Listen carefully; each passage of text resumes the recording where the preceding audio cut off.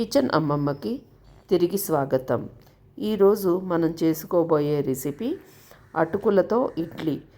ఇది చాలా సులువుగా చేసేసుకోవచ్చు అండ్ కాల్షియం చాలా ఉంటుంది కాబట్టి హెల్త్కి చాలా మంచిది. దీనికి కావాల్సింది 1 గ్లాసు అటుకులు, 2 గ్లాసుల ఇడ్లీ రవ్వ.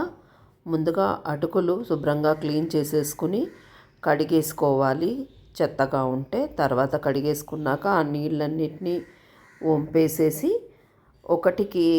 గ్లాసుకి 1 గ్లాసు పెరుగు చొప్పున వేసి గ్రైండర్లో మెత్తగా పేస్ట్ చేసుకోవాలి. ఒకవేళ అటుకులు క్లీన్ అటుకులు అయితే అటుకుల్ని డైరెక్ట్గా పౌడర్ చేసి కూడా కలుపుకోవచ్చు.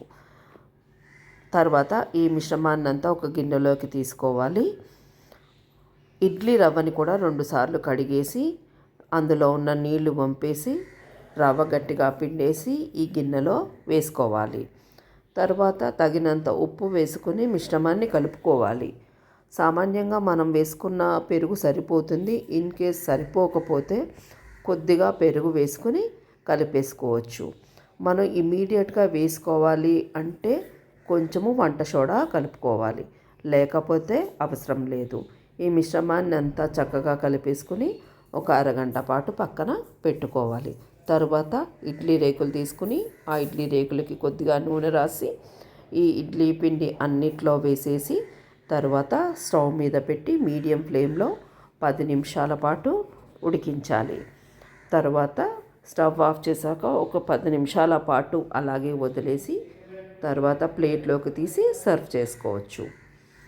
ఇలాగే మనం ఇప్పుడు ఇన్స్టెంట్ చట్నీ కూడా చేసుకుందాము. ఒక స్టవ్ మీద కడాయి పెట్టి దాంట్లో అది వేడెక్కాక 4 చెంచాలు పల్లీలు, ఒక 2 చెంచాలు శనగపప్పు, 1 చెంచాడు మినప్పప్పు, ఒక అర చెంచాడు జీలకర్ర, ఒక గరిట మంచి నూనె వేసుకొని కొద్దిగా ఫ్రై చేసుకోవాలి. ఇది ఫ్రై చేసుకుంటే మనకి టేస్ట్ బాగుంటుంది. కొంతమంది పచ్చిగానే పల్లీల చట్నీ ఇష్టపడతారు. అలాంటి వాళ్ళు అలా వేసేసుకోవచ్చు, లేదంటే ఇలా చేసుకుంటే రుచి చాలా బాగుంటుంది. తర్వాత 6 నుంచి 8 పచ్చిమిరపకాయలు కూడా వేసేసి వేయించుకోవాలి. ఇది మన కారానికి తగ్గట్టుగా వేసుకోవాలి. తర్వాత దీంట్లో కొద్దిగా కరివేపాకు, కొద్దిగా కొత్తిమీర ఇవి కూడా వేసేసి ఫ్రై చేసుకోవాలి.